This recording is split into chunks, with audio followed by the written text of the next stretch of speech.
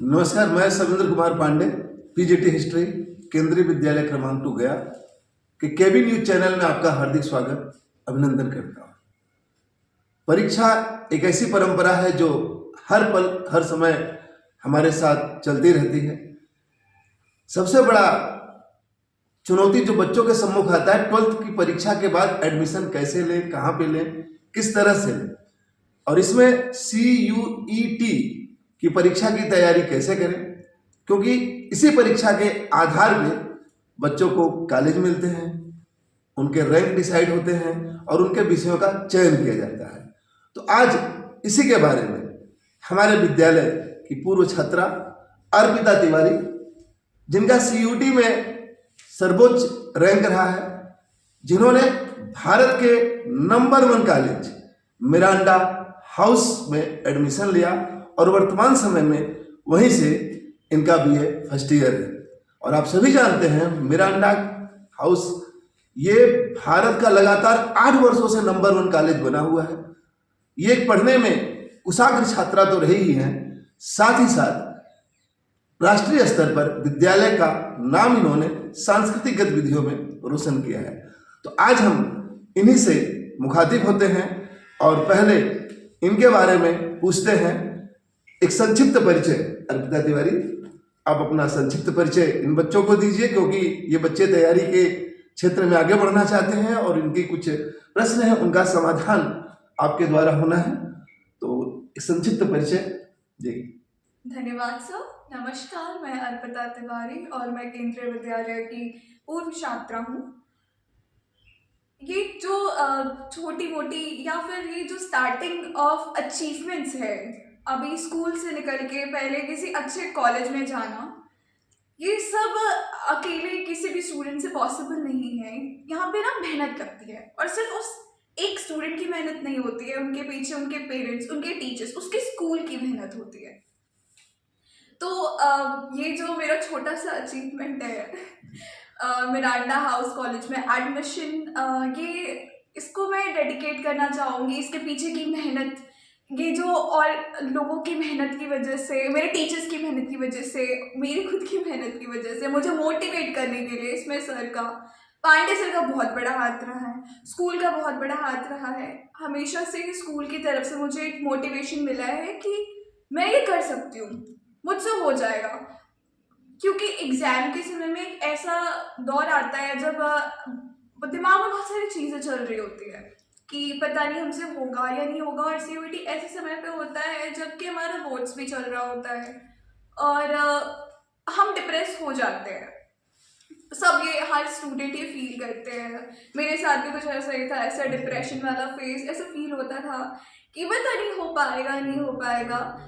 तब जो टीचर्स होते हैं ना, वो असली काम करते हैं हमें पुश करने का, हमें मोटिवेट करने का कि बेटा तुमसे हो सकता है। और ये काम किया था पांडे सर ने, और I will be always grateful for this. Thank you sir, मुझे ऐसे हमेशा पुश करने के लिए।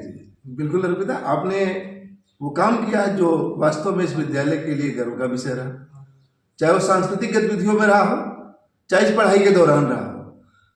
मैं CUET के बारे में जानना चाहता हूँ कि कैसे होता है, क्योंकि बहुत सारे बच्चों को इसके बारे में कोई जानकारी नहीं है। इसका फॉर्म कब आता है, कैसे तैयारी की जाती है, ताकि ये बच्चे उस चीज को समझ सके और गलतियां न करें जो कई बच्चे कर देते हैं जी। यस सर, CUET का फॉर्म बोर्ड्स के पहले ही आ जाता है और आप उसमें इनिशियली अपने इन्फॉर्मेशंस भरते हैं, फिर वो धीरे धीरे अलग अलग स्टेजेस में चलता है। फिर आपके बोर्ड्स के पेपर चल रहे होंगे, फिर बोर्ड्स खत्म हो जाने के बाद ही आपके डेट्स आते हैं फॉर CUET एग्जाम्स। फिर आपका एडमिट कार्ड आता है, फिर वो एग्ज़ाम्स होते हैं, अलग अलग डेट्स पे हो सकते हैं। जैसे मेरा एग्ज़ाम मैं अपना बताती हूँ, तो मेरे 2 दिन एग्ज़ाम थे और 3-3 सब्जेक्ट एक दिन में होते थे, और वो कंप्यूटर बेस्ड एग्ज़ाम होता है। तो मेरे तो एग्ज़ाम 2 दिन में ख़त्म हो गए। ऐसे गैप्स भी होते हैं कि 1 दिन का गैप है, फिर आपका पेपर है। तो एग्ज़ाम के बाद फिर रिज़ल्ट आते हैं, फिर आपको असली काम करना होता है। आपके पहले रॉ मार्क्स जो है वो आएंगे, आप उसको कैलकुलेट कर लो, फिर आफ्टर नॉर्मलाइजेशन वो मार्क्स या तो घट जाते हैं या तो बढ़ जाते हैं, कुछ भी हो सकता है। तो आप रॉ मार्क्स को कंसिडर मत ही करो, क्योंकि इफ आपके ज़्यादा आ गए और फिर नॉर्मलाइजेशन में कम हो गए तो बहुत दुख होता है। तो आप नॉर्मलाइजेशन का वेट कर सकते हो, वैसे भी कैलकुलेट कर सकते हो। फिर आफ्टर नॉर्मलाइजेशन आपका स्कोर कार्ड आ जाता है। फिर बारी आती है सबसे इम्पॉर्टेंट प्रोसेस, प्रेफरेंस शीट बनानी होती है। उसके हिसाब से ही आपको आपका कॉलेज अलॉट होता है। उस शीट में आपको अपना कोर्स, आपको कौन सी कॉलेज को प्रेफरेंस रखनी है, ऊपर नीचे पूरी शीट बनानी है। आप कितने भी कॉलेज पढ़ सकते हो, ये सबसे अच्छी चीज़ है। और फिर आपके मार्क्स के हिसाब से, आपके रैंक के हिसाब से आपको वो कॉलेज और वो कोर्स अलॉट होता है। जी बिल्कुल, आप लोगों ने सुना किस तरह से अर्पिता ने बताया कि कैसे आपको अलॉटमेंट सीट, उसके मार्क्स और आपको टेस्ट की तैयारी करनी होती है। इंटीग्रेटेड कोर्स के बारे में बच्चों में बड़ा कन्फ्यूजन होता है कि वो सीधा ग्रेजुएशन करे या इंटीग्रेटेड कोर्स करके ग्रेजुएशन करे। इसके बारे में क्या होता है, किस तरह की चुनौतियां आती हैं, आप इन बच्चों को बताइए, बताना चाहेंगी? इंटीग्रेटेड कोर्स और नॉर्मल कोर्स में डिफरेंस क्या है? नॉर्मल ग्रेजुएशन हमारा 3 साल का होता है और इंटीग्रेटेड में वो 4 साल के हो सकते हैं, क्योंकि इंटीग्रेटेड में आपको अलग से वो बीएड नहीं करना है। और नॉर्मल कोर्स में आपको अलग से 2 साल बीएड में देने होते हैं, लेकिन इंटीग्रेटेड में ये समस्या नहीं है। आप 1 साल अपना बचा करके उसको 4 साल में ही नॉर्मल आपका ग्रेड डिग्री और बीएड की डिग्री साथ में हो जाती है। तो फॉर दो स्टूडेंट्स जिनको अपना करियर आगे टीचिंग में बनाना है, उनके लिए इंटीग्रेटेड कोर्स बेस्ट है। बिल्कुल, आप लोगों ने देखा इंटीग्रेटेड कोर्स की कैसे तैयारी की जाती है, किस तरह से नॉर्मल ग्रेजुएशन की तैयारी की जाती है। अर्पिता, सबसे बड़ी समस्या खासकर ग्रामीण क्षेत्र के बच्चों के लिए होती है, वे इसकी तैयारी कैसे करें, क्योंकि बहुत सारे बच्चे अलग अलग पृष्ठभूमि के होते हैं, उनके सामने रिसोर्सेज की कमी होती है। वे कैसे तैयारी करें, किन साधनों का प्रयोग करें? आजकल मोबाइल, इंटरनेट, यूट्यूब है, कुछ ऐसी चीजें बताइए ताकि वे उन चीजों की मदद से तैयारी कर सकें। सीयूईटी की तैयारी में हमें इतनी ज़्यादा चीज़ों की ज़रूरत नहीं है। हम जैसे अपने बोर्ड्स की तैयारी करते हैं, जैसे पढ़ाई करते हैं अपने नॉर्मल एनसीईआरटी बुक से, हमें बस उसको ही देखना है। हमें ऐसा नहीं है कि अलग से कोई बुक किसी और पब्लिकेशन की उठा करके, कोई अलग सोर्सेज ले करके, हमें ऐसे नहीं पढ़ना। हमें बस सिर्फ एनसीईआरटी पे फोकस करना है, क्योंकि एग्जाम में सिर्फ एनसीईआरटी ही मिलेगी और बहुत छोटी छोटी चीज़ें आती है। क्योंकि वो बोर्ड से सीयूईटी बहुत अलग है। बोर्ड सब्जेक्टिव पे ज़्यादा फोकस करता है और सीयूईटी सिर्फ ऑब्जेक्टिव है। और आप ऑब्जेक्टिव के लिए एनसीईआरटी ऐसे पढ़ जाओ कि छोटी से छोटी चीज़ आपको मालूम। इवन वो ब्लू बॉक्सेस जो होते हैं वो भी बहुत इंपॉर्टेंट है और उनसे बहुत ज़्यादा क्वेश्चन आते हैं। तो एनसीईआरटी इस तरह पढ़ जाओ कि सब कुछ याद हो। और फिर आप मॉक्स दो। मॉक्स बहुत ज़्यादा ज़रूरी है। सैम्पल पेपर सॉल्व करो। एनटीए भी अपने मॉक्स रिलीज करती है एग्जाम के पहले, उसको भी दो। वो टाइम के हिसाब से ही चलते हैं, उनके मॉक्स बेस्ट होते हैं। और भी बहुत सारे मॉक्स अवेलेबल होते हैं इंटरनेट पे। मेरे टाइम पे इतने सारे नहीं थे, पर अभी बहुत सारे हैं। तो आप वो इंटरनेट, आप फ़ोन सबके पास होते हैं, आप फ़ोन का इस्तेमाल करो। यूट्यूब पे वीडियोस देखो, वीडियोस के थ्रू भी बहुत सारे मॉक्स लिए जाते हैं और बहुत सारे वेबसाइट्स हैं जिन पे मॉक्स अवेलेबल है। पहले एक चैप्टर कर लो, फिर उसका मॉक दे लो, फिर दूसरा कर लो, फिर उसका मॉक दे लो। ऐसे वो पर चैप्टर बहुत ज़्यादा क्लियर हो जाएगा और फिर आप एक साथ एक मॉक दो, जिससे आपको पता लगेगा कि कहाँ पे हमसे गलतियाँ हो रही है या कौन सा चैप्टर हमारा थोड़ा वीक रह गया है। फिर आप उस पर फोकस कर सकते हैं। जी, बिल्कुल, आपने देखा किस तरह से आप योजना बनाइए, उस योजना को अमल में लाने के लिए किस तरह की रणनीतियों का प्रयोग कीजिए। अर्पिता तिवारी ने आपको बिल्कुल बता दिया है और हम उम्मीद करते हैं कि आप अपने इन्हीं एनसीईआरटी की किताबों को पढ़ के, जैसा इन्होंने बताया कि हर एक लाइन टू लाइन इंपॉर्टेंट है, उस पर फोकस करके और अपना अधिकतम अंक प्राप्त कर सकते हैं। अर्पिता, हमारे कुछ बच्चे आपसे प्रश्न पूछना चाहते हैं, उनकी कुछ शंकाएं हैं, उन प्रश्नों का समाधान कीजिए। चलो बेटा, तुम पूछो। नमस्ते दीदी, मेरा सवाल ये है कि हम अपने एग्जाम जो सीयूटी का देने वाले हैं उसके लिए अपने सिलेबस से बाहर कौन से बुक पढ़ें ताकि हमारा जो प्रिपरेशन है वो बूस्ट अप हो। Okay, so the first thing you should understand is nothing gonna come out of your syllabus in the paper.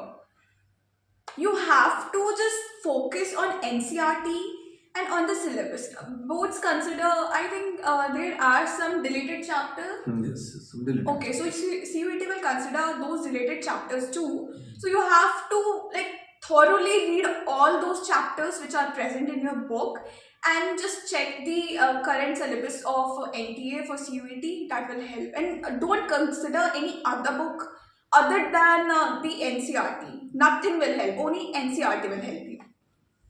हाँ बेटा, आप अपना क्वेश्चन पूछिए। नमस्ते दीदी, मेरा क्वेश्चन आपसे ये है दैट सीयूईटी के एग्जाम कंप्यूटर बेस्ड टेस्ट है, तो आपने इसकी प्रिपरेशन कैसे की? CUET कंप्यूटर बेस्ड टेस्ट है, तो उसके लिए you have to practice it on obviously on computer. पर टू बी ऑनेस्ट मैंने ऐसा कुछ प्रैक्टिस नहीं किया था, क्योंकि मुझे लगता है टाइम बहुत होता है, आप कर सकते हो। और आप अगर अच्छे से स्ट्रैटेजी बना करके पर क्वेश्चन को उस हिसाब से टाइम दोगे तो वो हो जाएगा। और बस अपनी स्पीड ज़्यादा रखो। हाँ बेटा, आशी आप अपना क्वेश्चन पूछिए। नमस्ते दी, मेरा सवाल ये है कि सीयूईटी के फॉर्म फिल करते समय हमें प्रेफरेंस लिस्ट को फिल करना होता है, तो उसमें हमें प्रायोरिटी अपने फेवरेट सब्जेक्ट को देनी होती है या फिर अपने बेस्ट कॉलेज को? मेरी प्रायोरिटी कॉलेज थी, क्योंकि DU बहुत बड़ा यूनिवर्सिटी है, उसके अंदर बहुत सारे कॉलेजेस आते हैं। पर ऐसा नहीं कि सारे कॉलेजेस अच्छे हैं। DU डिवाइडेड है 3 कैंपसेस में, north campus, south campus end off campus, जिसमें से नॉर्थ कैंपस के कॉलेजेस बहुत बढ़िया हैं, साउथ कैंपस के कुछ कॉलेज बहुत अच्छे हैं और ऑफ कैंपस के भी कॉलेज कुछ बहुत अच्छे हैं। तो मेरी पर्सनल प्रायोरिटी नॉर्थ कैंपस थी और साउथ कैंपस का LSR lady Shri Ram college और वेंकटेश्वर कॉलेज। तो मेरा प्रेफरेंस लिस्ट ऐसे ही था अकॉर्डिंग टू कॉलेज और फिर वो कोर्स। तो मेरी पर्सनल प्रायोरिटी कॉलेज रही है, पहले नॉर्थ कैंपस, फिर साउथ कैंपस, फिर ऑफ कैंपस के कॉलेजेस, इन केस अगर कोई कॉलेज अलॉट ना हुआ हो तो just be safe, play safe. तो मेरी पर्सनल प्रायोरिटी है, सबकी प्रायोरिटी अपने हिसाब से हो सकती है। हाँ, नेक्स्ट क्वेश्चन ईता लकी प्लीज। नमस्ते दीदी। दीदी मेरा सवाल आपसे ये है कि आपने सीयूईटी की प्रिपरेशन 12th स्टार्ट होने से ही कर दी थी या फिर 12th बोर्ड के बाद? CUET की प्रिपरेशन 12th स्टार्ट होने पे नहीं, बिल्कुल नहीं। 12th स्टार्ट होने पे बहुत चिल वातावरण था, कोई टेंशन नहीं, बस पढ़ना है अच्छे से बिना किसी स्ट्रेस के, और इतना कोई प्रेशर नहीं था कि CUET के लिए पढ़ना है। प्रेशर के साथ पढ़ाई हो भी नहीं पाती है, बस अच्छे से काम माइंड से पढ़ो, समझो टेक्स्ट को, बुक्स को, और बस वही प्रिपरेशन है। ऐसा तो नहीं कि CUET में कुछ बाहर से आता है, उससे बुक से आता है। तो बस आप पढ़ाई करो, ऐसा कुछ नहीं आपको अलग से लेके बैठ जाना है। अच्छे से पढ़ना है, आप 1 महीना पहले बैठ के पढ़ लो, थॉरोली रिवीजन कर लो, इतना काफ़ी है। Next question Vaishnavi please. नमस्ते दीदी। दीदी मैं आपसे ये पूछना चाहती हूँ कि सीयूईटी की ब्रॉड स्ट्रैटेजी क्या है और आपने अपने प्रिपरेशन को कैसे एनरिच किया, कौन कौन से टूल्स उसमें यूज़ किए, क्या हटकर किया और हमें क्या करना चाहिए? तो वैष्णवी, CUET और बोर्ड्स दोनों बहुत अलग है। बोर्ड्स में we have to focus on the subjective questions and CUET में ऑफ कोर्स सिर्फ ऑब्जेक्टिव ही होता है और उसमें भी नेगेटिव मार्किंग होती है। तो you have to be very peculiar about choosing the correct answer and the correct question to opt, वरना फिर सारी चीज़ें नेगेटिव मार्किंग में चली जाती है और मार्क्स हो जाता है, उल्टे हो जाएंगे। तो जस्ट रीड योर बुक्स और ध्यान से पढ़ो, नाम याद रखो। मुझे अपना हिस्ट्री का एक क्वेश्चन याद आ रहा है, वो एक ब्लू बॉक्स से था, मुझे आज भी याद है, और मैंने वो एक रात पहले पढ़ा था और वो क्वेश्चन आ गया CUET में। आई वाज लाइक यार क्या सही चीज़ पढ़ रखी थी मैंने। तो just focus on the every small detail which is present in your NCERT text book. Next question Karishma please. नमस्ते दीदी, मेरा सवाल आपसे यह है कि आप GT और लैंग्वेज की प्रिपरेशन कब और कैसे की थी? ओके करिश्मा, तो लैंग्वेज के लिए you just have to see the syllabus जो भी प्रेजेंट है, और आप उसके हिसाब से पढ़ाई कर लो। Just don't take too much stress. आप थोड़ा भी पढ़ लोगे तो वो हो जाएगा, लेकिन आपको खुले दिमाग से पढ़ना होगा ऑब्वियसली, ये चीज़ें आप कलेक्ट कर पाओ अपने दिमाग में। और मेरे पास दोनों लैंग्वेज था, हिंदी और इंग्लिश, तो it's better if you opt for both of the languages. In case किसी में कम मार्क्स आए तो you can opt for the other language to be calculate to get the marks calculated in the round of like choosing college. तो language के लिए just आप syllabus देख लो क्या है, और थोड़ा बहुत ग्रामर होता है उसमें, उसको पढ़ लो, और बस लैंग्वेज हो जाएगा। एंड फॉर जीटी के लिए आपको बहुत ज़्यादा थोड़ी मेहनत करनी पड़ेगी, लेकिन DU GT को कंसिडर नहीं करता है। तो इफ़ आपको DU चाहिए तो आप GT ना भी दो या फिर कम भी मार्क्स आए तो डजेंट मैटर। लेकिन दूसरे कॉलेजेस जैसे BHU GT को कंसिडर करता है, वो उसके हिसाब से एडमिशन लेता है। तो अगर आपको BHU में चाहिए तो you really have to focus on GT and reasoning, क्योंकि मैथ्स बहुत ज़्यादा होता है उसमें। नेक्स्ट क्वेश्चन शालिनी बेटा प्लीज। नमस्ते दीदी, मेरा आपसे ये क्वेश्चन है कि 12th में बोर्ड का टाइम रहता है तो स्ट्रेस भी रहता है, और साथ में CUET का प्रिपरेशन, दोनों साथ में कैसे मैनेज करेंगे? और रीजनिंग का प्रैक्टिस आपने कहाँ से किया? शालिनी, तो 12th ऑफ कोर्स बोर्ड्स के टाइम और CUET का टाइम सबका सेम होता है, और बहुत स्ट्रेसफुल डिप्रेसिव होता है, क्योंकि आपको सिर्फ रिग्रेसली पढ़ना होता है। आप 24 घंटे आपके सामने बुक्स खुले हैं, आपको पढ़ना है, और आप और कुछ नहीं कर सकते, क्योंकि मन में टेंशन भी चल रही होती है कि व्हाट इफ नहीं हुआ, व्हाट इफ कुछ रह गया। तो वो टेंशन कंटिन्यूसली होती है, और थोड़ा बहुत टेंशन तो होता ही है। और बस इस टेंशन को थोड़ा काबू में रखना, और ये सोचना है कि बस ये थोड़े दिन की टेंशन है, और बस उसके बाद तो बस फिर मज़े हैं। क्योंकि आपको एक बार कॉलेज मिल जाएगा तो फिर आप थोड़े रिलैक्स हो सकते हो कि अब आगे हमें देखना है क्या होगा। लेकिन एक स्टेज हमारा क्लियर हो चुका है, और फॉर दैट जस्ट बी काम कंपोज एंड पढ़ते रहो। और रीजनिंग की बात रही, तो रीजनिंग के लिए टू बी ऑनेस्ट मैंने कुछ प्रैक्टिस नहीं की, क्योंकि मुझे हमेशा से DU चाहिए था, और DU कंसिडर नहीं करता GT, तो मैंने इतना ध्यान दिया नहीं रीजनिंग पे। मैंने चूज़ करा कि मैं डोमेन पे ज़्यादा ध्यान दूँ, क्योंकि DU उसको कंसिडर करने वाला है। तो डोमेन में आप ज़्यादा स्कोर करो, और फिर आपको एक अच्छा कॉलेज मिल जाए, जैसे कि हुआ है गॉड मिरांडा। तो मैंने GT के लिए प्रिपरेशन नहीं की थी। आपको करनी है तो आप यूट्यूब को देखो, यूट्यूब बहुत हेल्प करेगा। जी हाँ, आप लोगों ने देखा किस तरह से CUET की परीक्षा की अच्छी तैयारी की जाए। अर्पिता तिवारी ने आप सभी लोगों को बताया कैसे आप थोड़ी सी सावधानी से अगर अपनी तैयारी करते हैं, खुद को मोटिवेट करते हैं, तो आप निस्संदेह इस परीक्षा में अधिकतम अंक प्राप्त करेंगे। तो KB न्यूज चैनल को देखने के लिए आप सभी लोग इसको सब्सक्राइब कीजिए, लाइक कीजिए। धन्यवाद।